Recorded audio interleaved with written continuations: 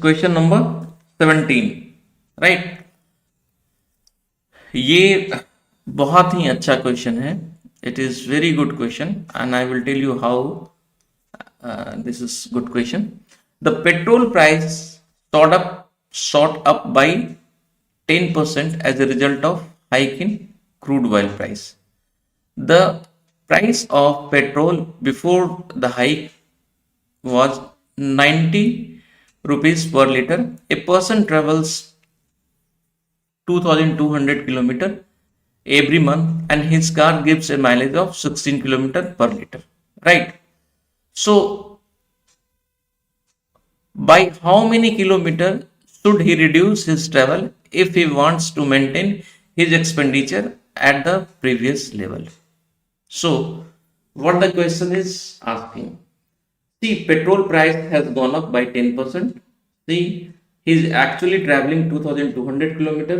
So how much reduction he needs to take as per as his mileage is concerned, so that he should not incur any additional cost, right. So देखिए, इसको थोड़ा सा हम समझते हैं कि इसको समझने का कोशिश करते हैं। पेट्रोल एक्सपेंडिचर क्या होता है आपका? आपका जो पेट्रोल का एक्सपेंडिचर है, इसको कैसे हम लिखेंगे? जब आप तेल खरीदते हैं, ठीक है ना, किस तरीके से आपकी गाड़ी कितना माइलेज देती है और कितना पैसा आपको लगता है? सी देखिए, कितना किलोमीटर आप चलते हैं, टोटल किलोमीटर कितना चलते हैं और आपकी गाड़ी का माइलेज कितना है, राइट। अगर किलोमीटर आप जितने भी चले और माइलेज जो भी है, इससे आपको पता चलता है कि कितना लीटर आप कंज्यूम करेंगे, और इसको आपने मल्टीप्लाई किया रेट ऑफ पेट्रोल, तो इससे आपका पेट्रोल का एक्सपेंडिचर पूरा आ गया। क्लियर ना? So kilometre divided by mileage multiplied by rate is actually your expenditure on the head of petrol. So इस चीज को देखिए, मैंने क्यों ये फॉर्मूला आपके सामने डिराइव किया, बहुत ही आसान है। आप भी 1 मिनट में कर सकते हैं कि कितना किलोमीटर चले। आप 2000 किलोमीटर चल रहे हैं और आपकी गाड़ी अगर 100 का माइलेज दे रही है, तो 2000 divided by 100 is actually 22 litre. 22 litre is multiplied by the rate is total cost. अब आप देखिए, इसमें क्या कहना चाह रहा है। केस 1, जब प्राइस नहीं बढ़ा, और केस 2, जब प्राइस बढ़ गया, राइट। सो देखिए क्या कहना चाह रहा है। The rate was initial rate was R, R1 is R and R2 is R plus 10%। इसका मतलब क्या हो गया? It is nothing but 1.1 R। Clear ना? अब पहले क्या था, कितना किलोमीटर ये चल रहा था?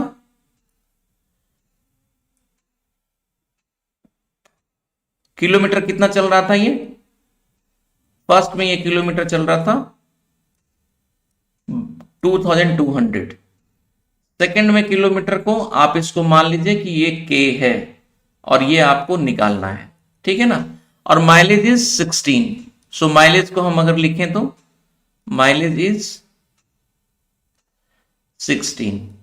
यहां पे भी क्या है? 16 किलोमीटर पर लीटर, और ये भी क्या है? Mileage is 16 kilometer per liter. So this means what? R multiplied by rate, R1 multiplied by kilometer 2200 and divided by 16, it is nothing but 1.1 R multiplied by K and divided by 16. This 16 is gone. This R is gone. So this implies K is what? K is 2200 divided by 1.1. It is nothing but 2000 kilometer. So in the next, this thing, after the enhancement in rate, fuel price, he has to actually travel 2000 kilometer only. So what the question is asking, why how many kilometer should he reduce his travel? So reduction is what? reduction is 2200 minus 2000 is 200 kilometer. So the answer is B. Right? See देखिए, why I said this is a good question. इसको थोड़ा समझिए. अभी क्या होता है? What is the common difference which we are doing in such kind of problem? See here, kilometer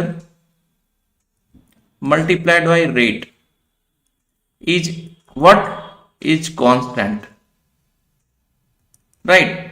And what you have done, आपने rate को 10% ऊपर कर दिया, राइट? सो देखने में लगता है देन किलोमीटर को 10% घट जाना चाहिए, but this assumption is completely wrong, is wrong. तो आप don't go by this hypothesis, right?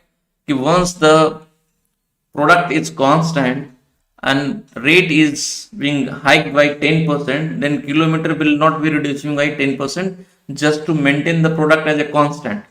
आप इसको समझिए, ठीक है ना? अगर रेट 10% कितने पे कितने से जा रहा है वो डिपेंड करता है. आप इसको मैथमेटिकली इस तरीके से नहीं कर सकते कि रेट को हमने 10% घटा दिया तो किलोमीटर 10% घट जाएगा. नो, अगर आप यहां पे देखें तो किलोमीटर 10% से घट रहा है. घट रहा है क्या? 2200 किलोमीटर में 10% का मतलब होगा 220, बट सिर्फ 200 घट रहा है. तो दिस इज एक्चुअली रॉन्ग. आप जल्दीबाजी में इस तरीके को इस्तेमाल ना करें. It will lead you to a wrong answer, right? Once the product is constant, so one factor is going up by 10%, the second factor will not be going down by the same percentage. Their product is just constant. तो जैसे ही आप इसको इस फॉर्मूले से करते हैं आपको इसका आंसर तुरंत से आ जाता है, right? So this is good question. आप इसको अटेम्प्ट जरूर करें और माय सजेशन इज कि आप इसको फर्स्ट राउंड में ही अटेम्प्ट करें. कोई दिक्कत इसमें नहीं है.